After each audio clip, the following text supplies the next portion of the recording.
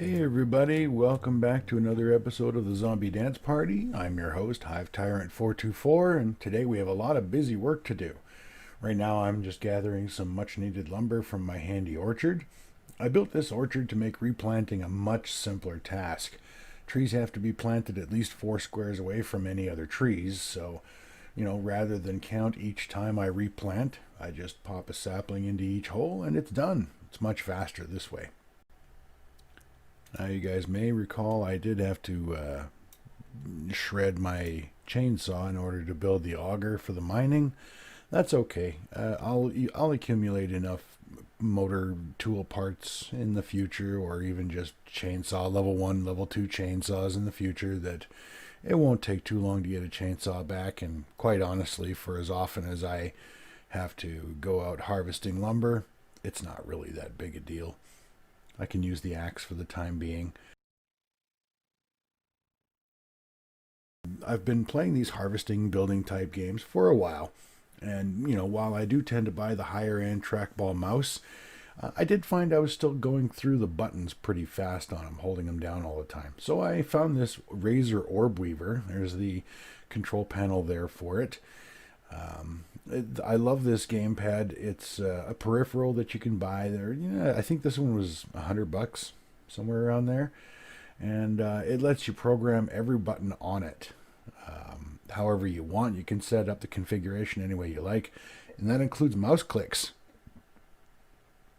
I really like that. You can also program in macros, custom macros that you make yourself, and what you do is just you set up the macro to record, and then you type whatever you want to type, press whatever keys or mouse click buttons, whatever you want to do, any combination thereof. And then when you stop recording, you can select the Orb Weaver to play that set of key combinations and mouse clicks once. You can set it to play it an X number of times, or you can set it to just as a toggle to turn on and run as a constant loop until you hit the button and turn it off again. I actually use it for running and moving around quickly, because, or for long distances rather. When you get the gyrocopter and you're flying a long distance, that macro comes in really handy, especially if you're trying to conserve fuel and you don't want to hit the turbo button. I get myself up in the gyrocopter up to the altitude that I'm going to cruise at, make sure that I'm relatively level, and then I toggle on that macro, and I've gone out for a smoke, I've gone to the bathroom, gotten another cup of coffee, come back, and I have progressed in my travels and without any danger. It's not a very good idea to use that macro and go AFK when you're on the bike or in your 4x4, but when you're in the air and you don't have any interference, yeah, it works. So now that we've got our lumber, I think it's about time we start stocking our storage up with resources. And, best resource I think to start with would be coal. It's close by. We've got the auger that I've been itching to use and play with. We've got some gas. So, you know what? Hang on a sec. Gotta check up on my farm. I haven't spent any time at all or any points at all on agriculture yet. I'm probably going to have to invest in that. So let's get ourselves to the coal mine. Now, you may recall this coal mine from when I needed gunpowder early on to make those waivers. Well, sorry. It's time to expand that operation. Now, the first thing I do is I set up the support pillar in what I hope is about the middle of the seam. I do this so I can expand the mine in pretty much any direction without any worry about a cave-in. Then I lay out the rebar for the ceiling plate and fill it in, and then we dig. Now the investment of the auger really starts to show itself. Let's get this support beam built. Support beam, support pillar. I don't know, is it a beam if it's lateral and a pillar if it's horizontal or vertical? I don't know. Anyway, we'll get our rebar plate up top here. Ah, you stupid bush. I hate those things. They're so annoying. So, as I was saying, we'll lay out our frame here. Get it filled in with concrete. This is only to keep random zombies from just dropping in. I only put wooden hatches on these things. I don't generally tend to make them very permanent structures. I mean, the concrete itself is permanent because I'm not going to waste the time it takes to take the building apart or the plate apart. But just wooden doors or hatches. Now, I've spent most of the day down here in the coal, as you can see, and I think I have a pretty decent start for resources. With so much building to do, I really can't afford to go to town on this seam yet. But just from digging out that tiny square that I built up top, I managed to amass quite a bit. I also set in a subfloor there. That's how I get the resources. I'll dig down to the stone, then I'll go back up and start clearing out laterally until I hit stone again. Then I'll go down a level and start over. These resource veins in Alpha 18 they look like they go on forever, but with enough time invested, you can find the end and get it all. I've cleared veins out many times there. It's a lot of fun. So let's head back and get some frames laid out for our big dance hall. For the large projects, I do keep a clipboard handy on my desk with a pen and a pad of graph paper. I'll sketch out a floor plan so I can get the block counts right. I still make, a lot of mistakes in laying it out actually in game, so I do have to redo my work quite often. But the floor plan sketch does give you at least, a starting point and reference to go back and count squares if you get lost or confused, and I occasionally do both.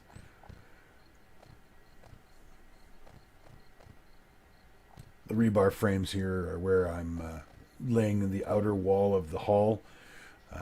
That's going to be these ones. This inner ring of rebar / concrete will end up being reinforced steel once I've got enough forged steel. The wooden blocks I use to represent the traps and inner walls. I just like one of the things I'll use my audition tower for is once I've laid it out and I think I've got it right, I'll go up in the tower and I'll look down at it from a distance and see how it looks.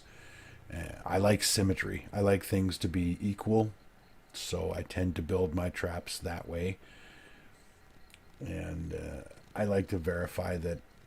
I mean, it looks very different up in the air than it does from ground level.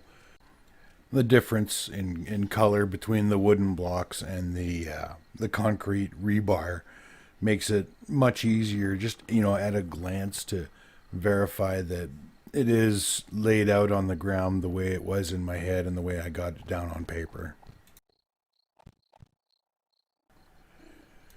Now you may notice that some of the blocks that I'm laying out are highlighted in green and some are highlighted in white. The white ones are outside of my land claim, so I won't be able to pick anything up electrical that I attach to those.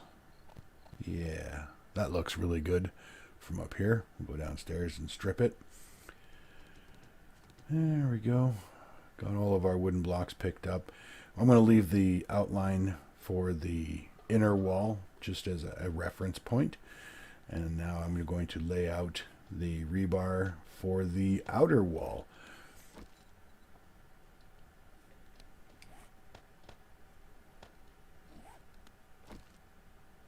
The outer wall is going to be my walking space, my crawl space for repairs, as well as putting the wiring out of the reach of the zombies.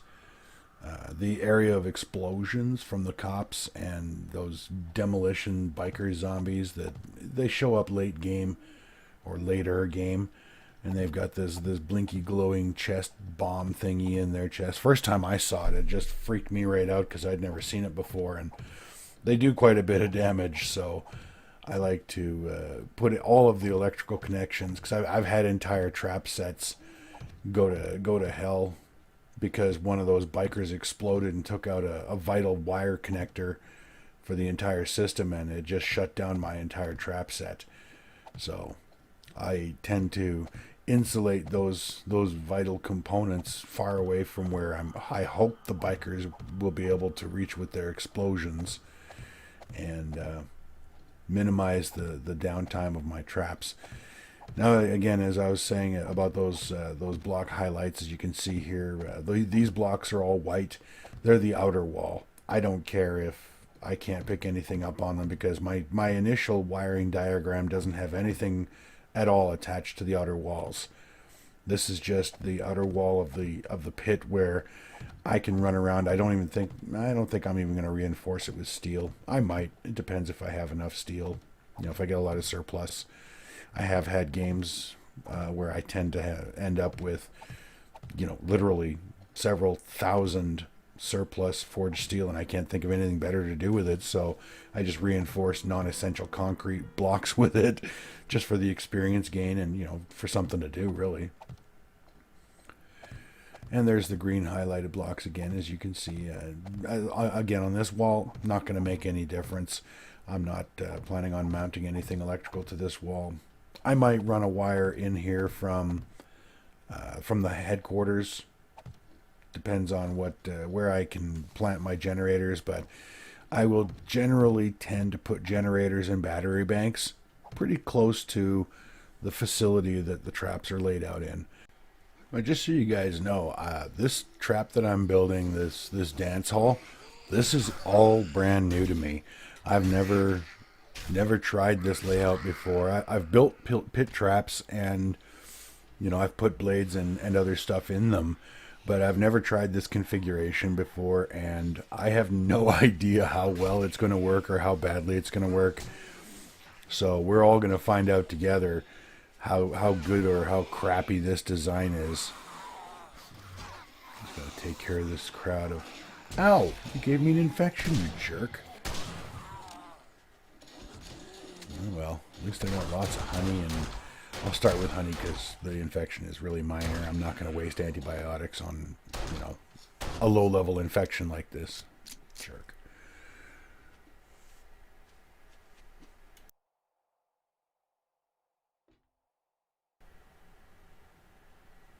So to continue, now that we have our outline finished, I think I'm going to spend a bit of time on the headquarters.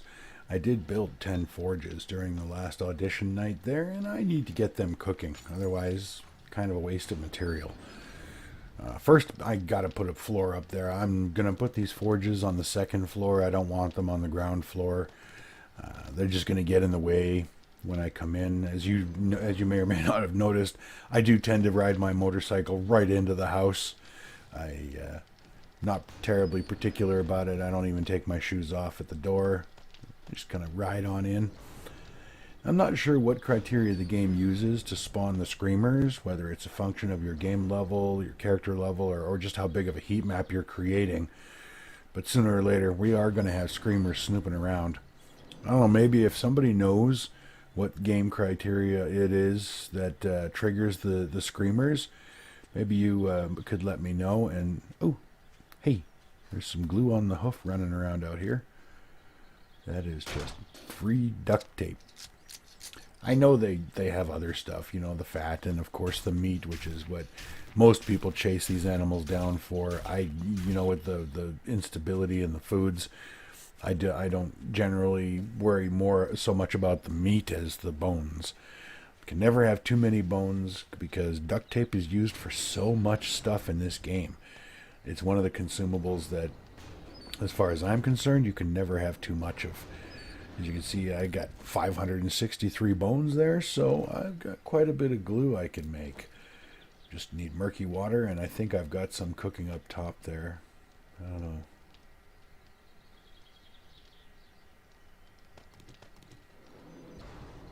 Oh, no, I don't. Okay. Better make some murky water. Talking about how valuable glue is, and I don't even have the water ready to make any. Good call, Tyrant.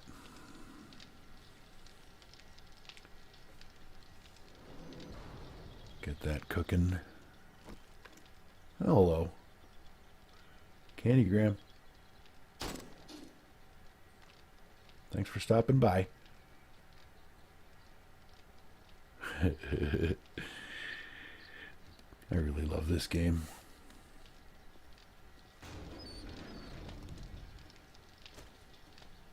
Grab our handy dandy nail gun. Definitely an asset when building, especially with concrete. Now, you may have noticed I have these pillars. I laid them out a couple of days ago, but didn't fill them in because didn't need to. But now that we are going to be working that second floor. Oh, hey, level up. Yay! Now we are going to be building our second floor for the forges and whatnot. It's time we fill in those pillars. Eventually, the goal is to clear this first floor, clear all this stuff out of the first floor. I may keep a motor pool storage drawer down here, and I may keep, I don't know, a bag dump for a quick dropping of assets, but for the most part, I want this ground floor to be pretty empty. And you notice I still haven't put any doors on the place. Until the zombies are actually in here breaking stuff, I don't really see the need to. Eventually I will. As you can see, I've concreted up the door frames. I like this style of door frame with the angled.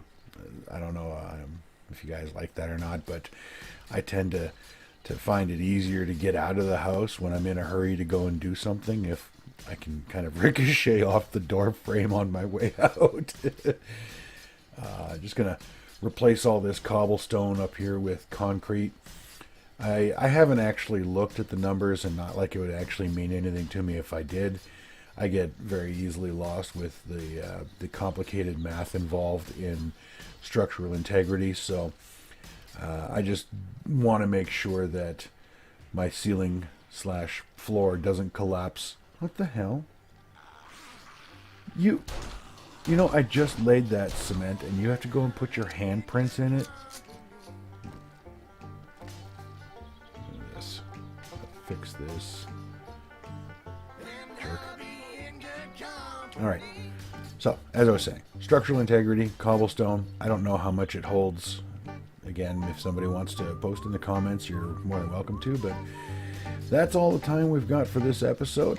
I'm going to finish filling this out and do some more work, and probably go and harvest some more stone, get that cooking in the forges once we get them set up.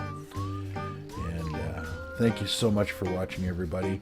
I really appreciate every single person that watches these videos. I make them for myself, but it is fun to share. We'll see you again. Don't forget to hit the like and subscribe buttons.